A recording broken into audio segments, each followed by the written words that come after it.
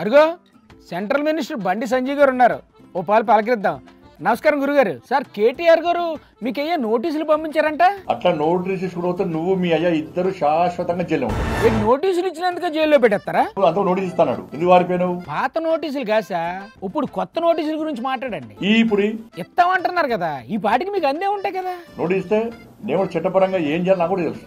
ఏటి చేస్తారు సార్ చట్టపరంగా? చలో ఏ గుడి కంటే ఆ గుడికి నా కుటుంబంతో సహా వస్తా. చట్టపరంగా అన్నారు, మళ్ళీ గుళ్ళు గోపురాలు అంటున్నారు. నువ్వు మీ అయ్యా, మీ అమ్మ, మీ భార్య, మీ పిల్లలందరూ కూడా ఏ గుడికి వస్తారో రాండి. ఎందుకు సార్ ప్రత్యేక పూజలు ఏమన్నా చేస్తారా గుడికెళ్ళి? మీ కుటుంబ సభ్యులందరూ వచ్చి ప్రమాణం చేయండి.